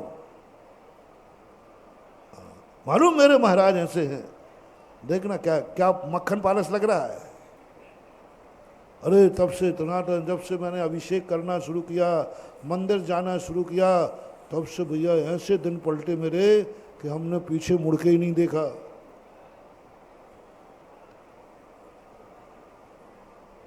मुड़ के ही नहीं देखा। बस ज्ञानी संत, ज्ञानी धर्म कहेगा मैं नहीं कह सकता हूं कि ये धर्मात्मा है, नहीं कह सकता हूं ये धर्मात्मा है, नहीं कह सकता कि ये भक्त है। क्योंकि ये क्या कह रहा है, जब से मैंने धर्म किया मेरे सुख ही सुख है, सब संकट टल गए। ये धर्मात्मा की निशानी नहीं। एक वैष्णव दर्शन में कथानक आता है कि एक भक्त एक गुरु का भक्त था, और गुरु की भक्ति में उसने सब कुछ, गुरु की भक्ति, कुछ नहीं था उसके पास, कुछ नहीं था उसके पास, गुरु की कृपा से उसने सब कुछ पाया। बहुत अमीर आदमी बन गया, बहुत घोड़ा गाड़ी मकान महल सब मिल गए उसको, और सब लोग पूछते भाई तेरे दिन कैसे फिर गए, तो बड़े गर्व, अरे मालूम नहीं मैं किन महाराज का चेला हूं, ये सब गुरु की कृपा है, सब उनका प्रसाद है, उनकी भक्ति का, उनके आशीर्वाद का। इतनी प्रभावना कर रहा है वो, इतना गुणानुवाद कर रहा है। जिसको बैठे बोले भैया सुनो सुनो, देखो महाराज की भक्ति का चमत्कार दिखाऊं, महाराज का आहार दान का चमत्कार दिखाऊं, उनकी आज्ञा का पालन करने का चमत्कार दिखाऊं, ये सब उसी का है। एक दिन उसका मन हुआ कि गुरु को भी दिखा दूं, गुरु महाराज आप में कितना चमत्कार है, आप में कितना अतिशय है। और वो आ गया महाराज के पास। बोले गुरुदेव आपको नहीं मालूम आप कितने शक्तिशाली हैं, आपको नहीं मालूम कितना चमत्कार है आप में, आपको नहीं मालूम। अरे देखो मेरी दशा क्या थी, आपने जब से आशीर्वाद दिया है फव्वारा है, सब झोपड़ी नहीं थी मकान बन गया, कुछ नहीं था, सब आपकी कृपा है, आपका आशीर्वाद है। बस महाराज आप अपनी शक्ति और साधना और आशीर्वाद का चमत्कार देखिए, एक बार खुद आंखों से आकर के मेरा घर देखिए। उन्होंने कहा नहीं ठीक ठीक है, मैंने नहीं महाराज एक शिष्य की ये भावना तो रखना पड़ेगा। एक दिन वहां से निकलते हुए, महाराज यही घर है, देखो मकान, पूरे आगरा में पूरे नगर में ऐसा मकान नहीं है, मालूम है ये सब आपकी कृपा है, आपका आशीर्वाद। महाराज ने पूरा मकान घूमा और बार बार चेहरे पर लग रहा है, देख रहा है कि महाराज को भी बारे चला तो इतना आगे बढ़ गया, इतना वैभव पा लिया। लेकिन जैसे जैसे वो घूमते जाएं महाराज का चेहरा उतरने लगा। महाराज जी क्या बात हो गई, आप मेरे गुरु हैं गुरु। अरे बाप बेटे की बढ़ोतरी देखकर खुश होता है, तुम कैसे गुरु हो कि भगत की बढ़ोतरी देखकर तुम्हें खुश नहीं हुआ, तुम्हें आनंद नहीं आया कि मैंने ऐसा मकान बनाया, ये सब वैभव देखकर, देखो सोना चांदी, आपको आनंद नहीं आया। महाराज क्या बात है, आपका तो चेहरा ऐसे उतर रहा है जैसे किसी दुश्मन का जलन से उतरता है, दुश्मन जल के कुड़ करके उतारता है ना, आपका चेहरा तो ऐसे लग रहा है जैसे आपको बहुत कुड़न हो रही हो कि ये छोकरा इतना बढ़ गया, ये चेला इतना बढ़ गया। क्या बात है, आपको खुशी नहीं हुई? बोले नहीं हुई। क्यों? क्या आप मुझे मानते नहीं हो? मानता हूं, मैं आपका भक्त नहीं हूं। हो तो फिर क्यों खुशी नहीं हुई? आप लोग बताएं भैया, अपने बेटे की बढ़ोतरी देखकर बाप को खुशी होती है कि नहीं? यदि आपने कभी मकान नहीं बना पाया और बेटे ने बना लिया तो बोलो बाप लोगों कुड़न होती है, जलन होती है कि खुशी होती है? बेटे का अच्छा होता है, अरे भाई बेटा आप कैसे गुरु? बोले भक्त बस आज मैं तेरे कहने पर यहाँ आ गया, बस तेरे से एक ही विनती है, किसी से ये मत कहना कि ये सारा वैभव महाराज के आशीर्वाद से, इनकी कृपा से, इनकी भक्ति से मिला है। धर्म का नाम मत लेना, भगवान का नाम मत लेना, गुरु का मेरा नाम तो लेना ही मत। बस एक नियम ले ले कि ये मत बोलना कि जब से मैंने महाराज की भक्ति की है, संगति की है, तब से मेरे पवारा है। महाराज जी क्या तो गर्मी चढ़ गई कि आपको? अरे इससे तो आपकी और प्रभावना होगी, लोग हजारों भक्त आएंगे कि चलो महाराज के भक्त बनो और मकान बनाओ। हाँ महाराज ठनाटन। उन्होंने कहा नहीं बेटा तू एक नियम ले ले, आज के बाद कभी भी मेरा नाम मत लेना, धर्म का नाम मत लेना, तू तो ये कहना ये मैंने खुद कमाया है। शिष्य कहता भगवान गुरुदेव समझ में नहीं आया। बोले ये तू मेरी प्रशंसा नहीं कर रहा है, मेरा अपमान कर रहा है, मेरी बेइज्जती कर रहा है, तू मेरी हंसी उड़वाएगा जब तू कहेगा कि ये सब मैंने महाराज की कृपा से, तो इससे बड़ा अपमान कोई हो नहीं सकता। हंसी उड़ाएगा क्योंकि दुनिया मैंने देखी है, तुमने नहीं देखी है। तुम दुनिया में रहते हो पर दुनिया तुम्हें दिखती नहीं है, हम दुनिया से ऊपर रहते हैं तो हमें सारी दुनिया दिखती है। तुम लोगों को दुनिया नहीं दिखती क्योंकि तुम दुनिया में रहते हो। दुनिया तो जब दिखे जब तुम ऊपर बैठो। और साधु ऊपर बैठता है इसलिए दुनिया दिखती है। देखो हमें पूरा पंडाल दिख रहा है, तुम्हें दिख रहा है? पीछे देखना मुड़ के, मुझे दिख रहा है पूरा पंडाल। साधु को दुनिया दिखती, तुम्हें नहीं दिखती है। मैंने दुनिया देखी है बेटा, इससे अच्छा मकान, इससे अच्छा वैभव इस दुनिया में उसके पास है जो मुनियों को कभी नहीं मानता है। शुत दारा और लक्ष्मी पापी के भी होए। कल के दिन कोई यदि 2 नंबर वाला स्मगलर कोई मिल गया, डॉन मिल गया, तो वो कहेगा तेरा मकान, तो ना महाराज की कृपा से ये मकान पाया, चल मैं महाराजों को मानता नहीं, गालियां देता हूं, कुछ नहीं मानता, मेरा मकान देख ले जाकर के। बोलो किसका मकान अच्छा मिलेगा दुनिया में? 1 नंबर से जीने वालों के मकान महल अच्छे होते हैं कि 2 नंबर वालों के? आप लोग शेयर करो। 1 नंबर वालों के मकान अच्छे होते कि 2 नंबर वालों के? 1 नंबर वालों की चमचमाती गाड़ी होती है कि 2 नंबर वालों की? अरे डॉन जो होते ना, इनका देखो क्या ठाठ होते हैं, जो सब तरफ से स्मगलर होते हैं, 2 नंबर स्मगलर, जो भी आप कहते हो उनको, उनके यहाँ देखो वैभव। और वो उस समय हमारे लिए थिंगा दिखा देगा, क्या बाबा जी के पाके ये पाया, देखो हमने बिना उसके पा लिया, बिना धर्म के पा लिया। और आगरा में भी ऐसे लोग होंगे जो धर्मात्माओं से भी कई गुने बड़े होंगे। कुछ गलत तो नहीं बोल रहा हूं? जो धर्म नहीं करते हैं, मंदिर नहीं आते, गुरु के पास नहीं आते, शब्द व्यसन करते हैं, फिर भी धर्मात्मा से उनके ठाठ ज्यादा है। फिर क्या का जवाब दोगे तुम? क्या जवाब दोगे? रावण ने इसी बात पर तो संदेह किया था राम पर, ये भगवान है, ये भगवान।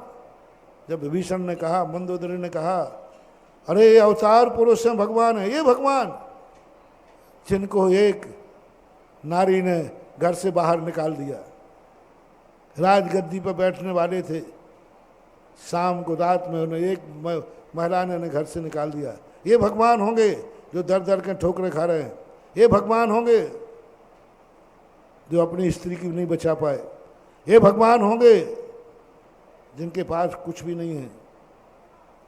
रावण ने यही कहा, यदि ये सर्वशक्तिमान सर्व भगवान होते तो आज इनकी ये दुर्दशा नहीं होती। रोते फिर रहा है भगवान, रोते फिर रहा है भगवान, दर दर की ठोकरें खा रहा है भगवान। ये भगवान कैसे हो सकता है? भगवान वो हो महानुभाव, बहुत बड़ा मोटिवेशन महानुभाव। आपकी धारणाओं पर कुठाराघात, आपके निर्णयों पर कुठाराघात। जैसे ही आप धर्मात्मा को दुख में देखते हैं, काय का धर्म है, देख लिया अच्छे अच्छे धर्मात्माओं को। यही मजाक उड़ाई थी रावण ने श्री राम की। कहते भगवान, हे भगवान, रोते, अपने आंसू तो पहुंच नहीं पा रहा। इतने संकटों में यदि सर्वशक्तिमान इसकी मर्जी से दुनिया चलती है। हाँ, पिताजी मर गए, इनके हाथ में होता तो कौन पिताजी को मरने देता? माता को वैधव्य हो गया, उनके ये भगवान है, कौन भगवान है अपनी माता को वैधव्य करेगा और ऐसी दर दर की ठोकरें खाएगा? ये भगवान नहीं हो सकता। भगवान तो मैं हूं, भगवान तो मैं हूं, जो चाहता हूं वो करता हूं, जो चाहता हूं वो होता हूं, जो चाहता हूं वो होता हूं। मैंने सोने की लंका बना ली, मैंने सीता पे मन बिगाड़ा, उठा के ले आए। ये है कि मिक्षिक रूप से करने वाला। इस पर मैं पहले प्रवचन दे चुका हूं 15-20 दिन। मैं हूं भगवान। कंस ने भी यही कहा, रावण ने भी यही कहा, हिटलर ने भी यही कहा, हिरण्याकश्यप ने, जिनके जीवन में कौन काय का है, कन्हैया भगवान है। जेल में जन्म हुआ, जेल में जन्म हुआ, हथकड़ियों के बीच में जन्म हुआ, दूसरे के यहाँ जाके पला, रातों रात जो भागे रहे, ये भगवान होगा? भगवान के हाथ में ऐसा सब कुछ होता है क्या? कंस ने खूब हंसी उड़ाई श्री कृष्ण की, रावण ने खूब हंसी उड़ाई श्री राम की, आप लोग भी खूब हंसी उड़ाते हो धर्मात्मा की, क्योंकि कष्टों में देख करके। इसलिए नहीं, मैं खुश नहीं हूं, ये धर्म की बदौलत नहीं। तो गुरुदेव तुम खुश कैसे होगे? ऐसी कौन सी चीज है जो पापी के ना हो? ऐसी कौन सी वस्तु है जो पापी के ना हो? वो मैं तुम्हें प्राप्त करके बताऊंगा। आपको खुश करना है। क्या लिखते हैं तुलसीदास जी? संत समागम प्रभु भजन तुलसी दुर्लभ दोए, शुत दारा और लक्ष्मी पापी के भी हो। कितना बड़ा लॉजिक था। धर्मात्मा का प्रमाण पत्र क्या है? धन लक्ष्मी वैभव नहीं, ये धर्मात्मा के लक्षण नहीं है। धर्मात्मा का लक्षण तुम्हारे ऊपर संकट पर संकट आ रहे हैं, तुम्हारे मन में धर्म के प्रति संदेह तो नहीं हो रहा है? तुम्हारा मन उतना ही ज्यादा शुभ सगुन में जा रहा है? रोते रोते वह प्रसंग आज मुझे स्मरण में आ गया। पहली बार जब मैंने पद्म पुराण पढ़ा, सन 1980 की बात है, 80 में पूज्य गुरुदेव ने मुक्तागिरी में पढ़ने दिया। पहली बार पढ़ रहा था, और जब लक्ष्मण शक्ति लग चुकी है, रामचंद्र जी घोषणा कर रहे हैं लक्ष्मण जीवित नहीं हुआ तो मैं भी अग्नि में प्रवेश कर जाऊंगा, मैं जिंदा नहीं रहूंगा। इतना संकट, और ये सारे संकट धर्म के कारण आए। रामचंद्र जी में जितने संकट आए सब धर्म के कारण।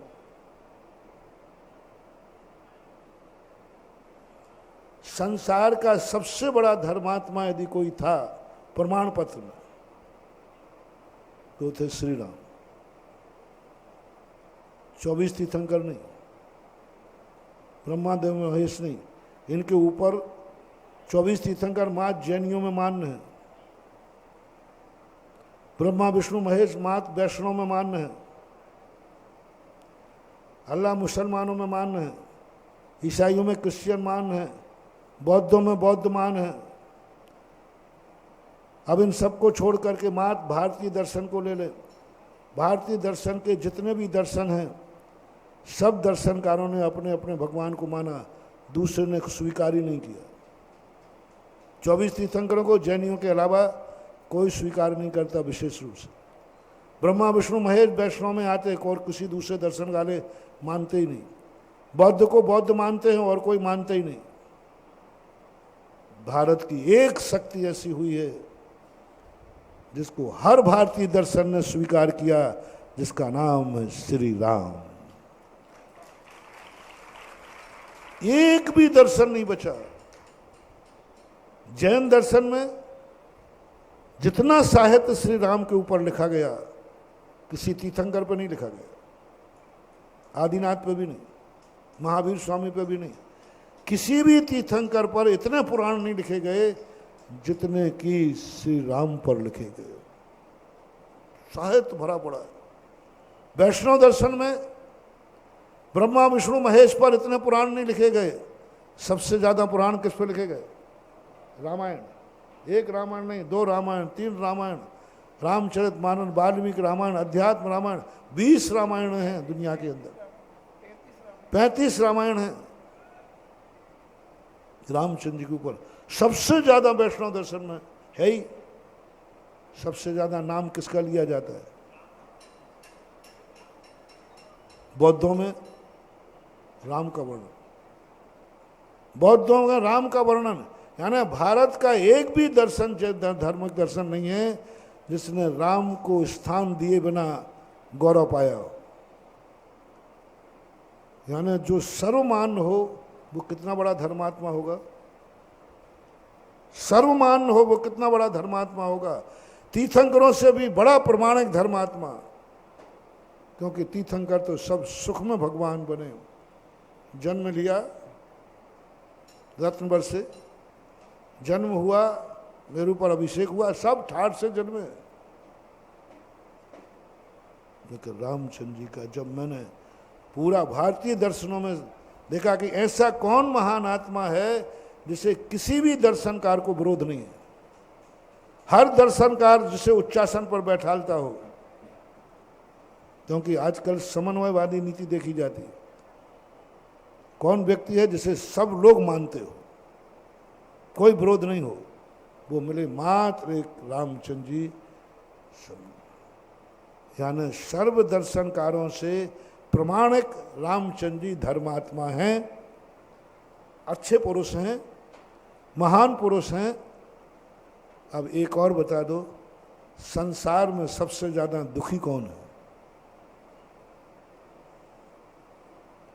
संसार में रामचंद्र जी से बराबर दुखी कौन है? कोई नहीं, भिखारी भी नहीं, मजदूर भी नहीं, कोई दुखी नहीं जो रामचंद्र जी के ऊपर दुख थे। क्या किस तरीके से घर से निकाला, एक जोड़ी कपड़े पे निकाल दी। यानी कितने भी सासू निकृष्ट हो, बहू को दो जोड़ियां तो, दो साड़ी तो दे देगी, एक साड़ी पे निकाल दी। कुछ नहीं, एक कौड़ी भी नहीं। ऐसा किस पे दुख आया? और किस पे दुख आया कि जिसके राज की घोषणा कर दी गई हो सुबह और रात भर में। सुबह कहा जा रहा है कि अयोध्या का कण कण सुबह राम की आज्ञा में चलेगा, रात में निर्णय हो गया सूर्य निकलने के पहले अयोध्या की सीमा छोड़ना है। कितना बड़ा भारी, सबसे ज्यादा संसार के सबसे बड़ा दुखी और संसार का सबसे बड़ा धर्मात्मा। धर्मात्मा की निशानी क्या है?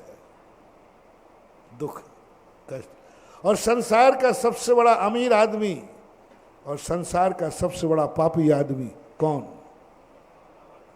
मैं जो कुछ बोलूंगा आगम से बोलूंगा। बोलो, संसार में रावण के बराबर अमीर कौन हुआ? दूसरा नाम बताओ।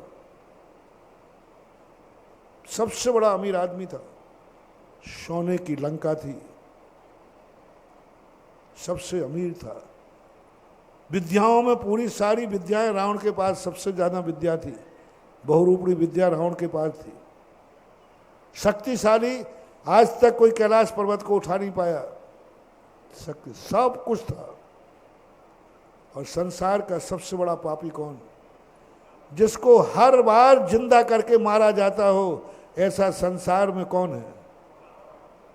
हर बार जिंदा कर किया जाता है और हर साल दशहरा में। दूसरा व्यक्ति कौन है जिसको हर साल जिंदा करके मारा? दुनिया के बड़े बड़े पापी मरे, एक बार मरे, जल के राख हो गए, खत्म हो गए।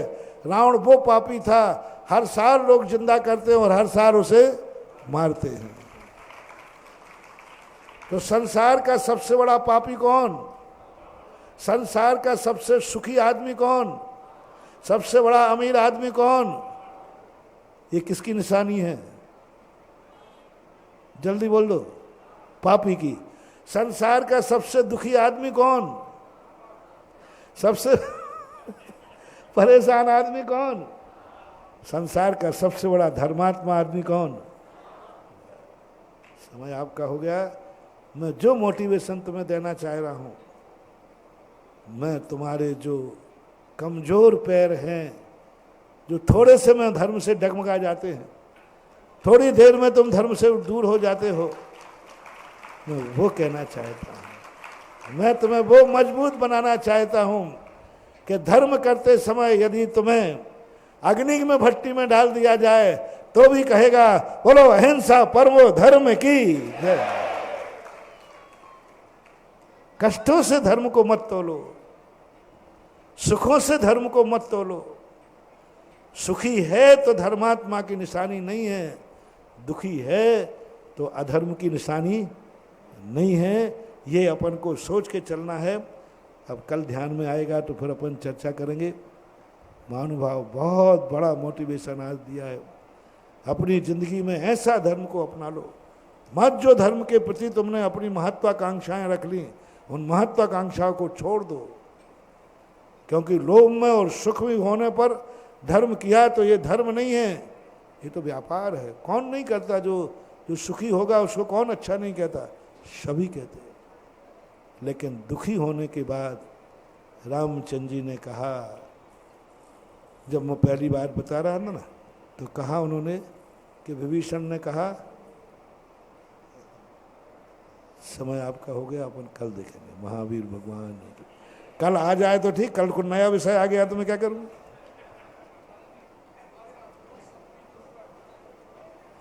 हाँ आज थोड़ी देर 5 मिनट और 5 मिनट, वो भूल ही गया, विषय ही ऐसा आ गया। बैठ जाइएगा, बैठ जाइए। 2 मिनट मार 2 मिनट। देखो पारसनाथ भगवान संसार में सबसे प्यारे हैं लोगों को। क्यों, वो भी मैं कहने वाला था, क्योंकि उनमें सबसे ज़्यादा संकट आए, सबसे ज़्यादा संकट आए, इसलिए सबसे बड़े तीर्थंकर 23वें नंबर के होकर के, और पूरे भारत में पारसनाथ को, और जो पारसनाथ को पसंद करता है, वास्तु से करूँगा, जो भगवान के संकटों को देख करके भी संकटों से नहीं घबराता, उसके जीवन के सारे संकट दूर हो जाते हैं। इसलिए 23 तारीख को अपन भगवान पारसनाथ का ऐसा निर्माण महोत्सव मनाएं और ऐसा करें कि उनके संकट की जो एनर्जी है हमें इतना साहस दे दे, कितना भी संकट आ जाए मैं भी अपने मार्ग से डिगूं नहीं, स्थिर रहूं। 23 तारीख को भगवान पारसनाथ का निर्माण महोत्सव बता रहे हैं कि ऐसा महोत्सव करने वाले हैं कि लोग सम्मेद शिखर भली नहीं जा पाएंगे, लेकिन उनको ऐसा लगेगा कि मैं सम्मेद शिखर की ही वंदना कर रहा हूँ। बाकायदा पूरी टोंके बनाने का प्रयास है, और हर टोंक पर तुम पहुँचोगे तो एक अच्छा भाव है। यही तो अपने खुशी का दिन होते हैं। और दूसरी बात है ये बात, और एक और, अपन तो संकट वाले महाराजों को पकड़ेंगे, अच्छे महाराजों से कोई लेना देना नहीं है, अपना पसंद ही है। उन मुनिराजों को जो 8 दिन तक घोर उपसर करते रहे, शहद करते रहे, फिर भी मुनि पद से डिगे नहीं, और उनके उपसर करने की क्षमता देखो कितनी है कि विष्णु कुमार जैसे मुनिराज जिनकी रक्षा करने आए, अपन रक्षाबंधन पर उनकी पूजा करेंगे, और उनकी पूजा करने का अर्थ होगा तो ऐसा पुण्यबंध होगा कि संकट तो आएगा, लेकिन कोई विष्णु कुमार बनकर के रक्षा करने भी आ जाएगा। ये प्रसंग भी अभी इसी प्रसंग से जुड़ जाएंगे कि संकट जिनके ऊपर आए हैं उनसे हमें क्या मिलता है, क्यों ऐसा होता है, इसके संबंध की चर्चाएं अपन करेंगे। तो अभी 23 तारीख को भगवान पारसनाथ का, और 30 तारीख को रक्षाबंधन।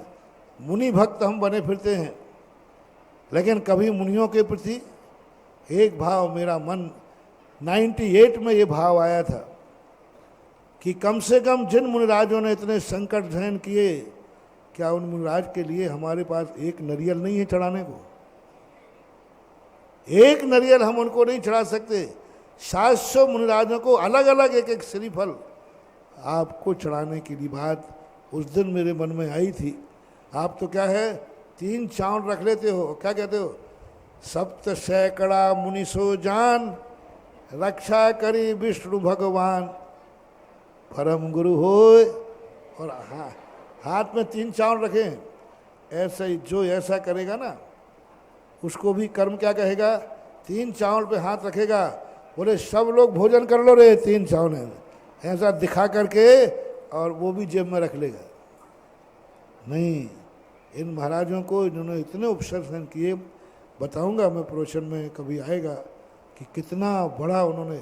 ऐसे महाराजों की यदि अपन भक्ति पूजा करते हैं तो अपने अंदर भी दृढ़ता, सहिष्णुता, उपसर्ग और संकट लेने की क्षमता आती है। अभी संक्षेप में इतना ही, बाद में और। परम पूज्य मुनि श्री सुधा सागर जी महाराज की। और जैसा पूज्य श्री ने अभी अभी कहा, मित्रों 23 अगस्त को भगवान पार्श्वनाथ महोत्सव के पावन अवसर पर यहाँ पर आपको सम्मेद शिखर की प्रतिकृति मिलेगी, और उस पर ऊपर जाने का भी भाव आपको मिलेगा।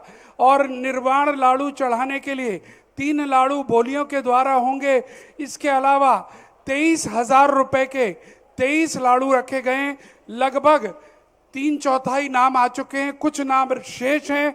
अगर अभी भी आपने ना लिखाया हो तो 23,000 रुपए की राशि मात्र में पुण्यार्जक बन के 23 लाड़ू में अपना नाम, आज हमारे साथी यहाँ पर हैं, मैं अनुरोध कर रहा हूँ जरा दोनों तरफ चले जाएं डायरी लेकर, उन्हें आप लिखा सकते हैं।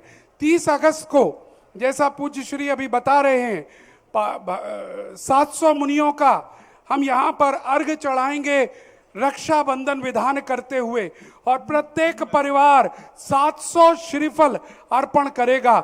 इस तरह से 1.5 लाख श्रीफल इस पंडाल में अर्पण किए जाएंगे, और कोई ऐसा परिवार ना छूटे जो 700 श्रीफल अर्पण ना करे। और उसके लिए छोटी सी न्योछावर राशि रखी गई है, प्रत्येक परिवार की मात्र 11,000 रुपए। 11,000 रुपए में आपके परिवार को 700 श्रीफल चढ़ाने का मौका मिलेगा। हमारी टीम वहां घूम रही है, उनको आप नाम लिखा सकते हैं। तीसरी बात, आज से तत्वार सूत्र लेखन प्रतियोगिता प्रारंभ हो गई है। प्रातः 5 बजे से लाइन लगकर लोग प्राप्त कर रहे थे तत्वार सूत्र लेखन की किट। मात्र 300 रुपए में एक रजिस्टर है, तत्वार सूत्र का कोर्स है। आपको 41 बार अपने घर में ही लेखन करना है, और इतना पुण्यकार पुनीतकार पूज्य मुनीश्री के 41वें दीक्षा महोत्सव के अवसर पर आप लोगों से पूज्य छुल्लक गंभीर सागर जी महाराज की दिशा निर्देशन में कराया जा रहा है। हमारा आप सभी से अनुरोध है, अगर आपने अभी तक किट ना ली हो वो किट प्राप्त कीजिएगा, और घर में, दुकान में, ऑफिस में, जहां भी बैठे और बस लेखन करते रहिएगा जब मौका मिलेगा। आइएगा, अर्घ चढ़ाएंगे। और जिससे पहले मैं अर्घ के लिए बोलूं, हमारे मध्य कुछ अतिथि लोग आए हुए हैं। कोटा से श्रीमान नरेश जी जैन, निशा जी जैन, जो कि पाठशाला शिविर के संयोजक हैं और चंद्रोदय क्षेत्र के महामंत्री भी हैं, वो यहाँ पर पधार रहे हैं, और मैं अनुरोध करूंगा अपनी टीम से उनका स्वागत करें। हमारे पदाधिकारी पूरी टीम का, नरेश जी, निशा जी, कोटा का स्वागत करें चलकर। और साथ ही हमारे बीच में संजय जैन रसिया, जीवन जैन ललितपुर आए हुए हैं, और यहाँ पर पूज्य श्री के बैच लेके आए हैं, बिल्ले लेकर आए हैं, जो आपके बीच वितरित करेंगे। और देखिए मुहूर्त उन्होंने मुझसे ही कर दिया, जरा जोरदार तालियों के साथ उन सभी का सम्मान करें, और आप भी उनसे प्राप्त करें ये बैच। और यहाँ सम्मान हो रहा है नरेश जी, निशा जी कोटा का, और महेंद्र जी कटारिया जी कल से हम इंतजार कर रहे थे, वो भी पधार चुके हैं। बहुत बहुत स्वागत, अभिनंदन। कमेटी से अनुरोध है महेंद्र जी कटारिया कानपुर का भी स्वागत करें। मुझे याद पड़ता है महेंद्र भाई साहब का, जब 1.5 साल से महेंद्र जी और हम मिलकर ललितपुर जाकर एक बात बना रहे थे, किसी तरह उत्तर प्रदेश में पूज्य श्री को लेकर आना है। और महेंद्र भाई साहब ने एक रचना दी थी कि भाई साहब कानपुर तो छोटा है, लेकिन आगरा अगर आगे आएगा तो कानपुर को भी लाभ संभवतः मिल जाए। और देखिएगा कितना खूबसूरत बात आई है कि आगरा को तो पूरा पूरा लाभ मिल रहा है। अब देखना यह है कि कानपुर का को कितना लाभ मिलेगा आगे। आज श्रावस्ती तीर्थ क्षेत्र कमेटी के लोग लखनऊ से जागेश जी जैन काला ऊपर आ जाएं, कह रहे थे पूज्य श्री से कहिए ना अयोध्या श्रावस्ती उनका इंतजार कर रही है। वो क्षेत्र अभी भी, हालांकि ज्ञानमती माता जी ने किए हैं प्रयास, लेकिन अभी भी इतने बड़े प्रयास नहीं हो पाए जिस तरह के प्रयास हमारे होने चाहिए। अयोध्या, श्रावस्ती, कंपिल जी, ये सारे क्षेत्रों का विकास हो, ऐसे उत्तर प्रदेश के लोगों की भावना है। जागेश जी जैन काला लखनऊ, कृपया यहाँ पर आ जाएं और हमारा स्वागत स्वीकार करें। और आइएगा, अर्घ अर्पण करेंगे। सबसे पहले आचार्य श्री को प्रारंभ करें।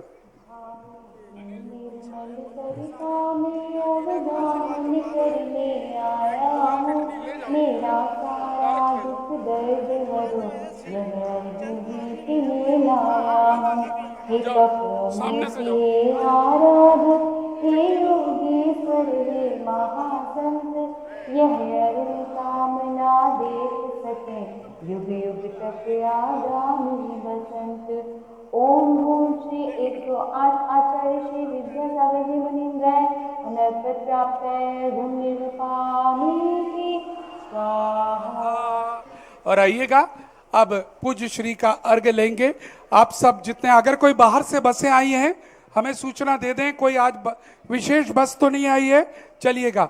और हम अनुरोध कर रहे हैं सभी श्रीफल ले लें, अर्घ ले लें, और अगर कुछ भी नहीं है तो अपने हाथों का श्रीफल इस प्रकार से बनाकर हाथ को जोड़ लीजिएगा और सब मिलकर बोलते हैं पूज्य श्री का अर्घ। चलिए। सुधा सागर दयालु मुझको जीवन दान दो, सर उठा कर चल सकूं ऐसा मुझे सद्ज्ञान दो, आ सकूं तेरे निकट ऐसा सरल सौखान दो, शीघ्र कर जाओ भगोदर यह मुझे वरदान दो, नाम ही जपता रहूं जीवन तराने के लिए, भेंट में कुछ भी नहीं लाया चढ़ाने के लिए, भेंट में कुछ भी नहीं लाया चढ़ाने के लिए।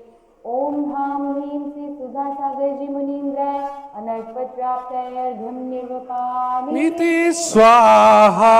और ध्यान रखिएगा, ध्यान रखिएगा, एक भक्ति कलश प्रत्येक परिवार यहां स्थापित करे और कर रहा है।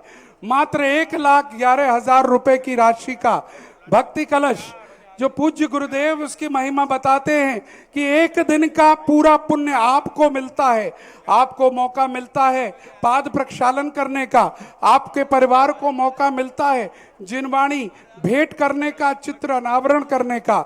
आपने अगर अभी भी भक्ति कलश 1,11,000 रुपए की राशि का अपना बुक नहीं कराया हो तो कृपया करके फॉर्म यहाँ उपलब्ध हैं, फॉर्म भरिएगा और हमें दीजिएगा। चलिएगा, जिनवाणी स्तुति।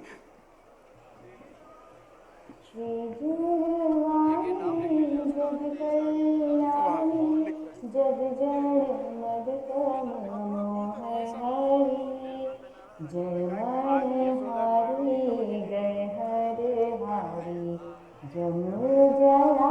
आपको धन्यवाद है, संचालन इतना बढ़िया करते हैं, मैं तो भूखा रहता हूँ।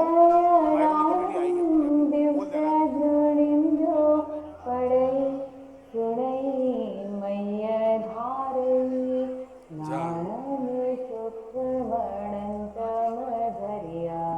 सासद मोक्ष पदम पावई, सासद मोक्ष पदम पावई, सासद मोक्ष पदम पावई। 9 बार नवकार मंत्र पढ़ेंगे।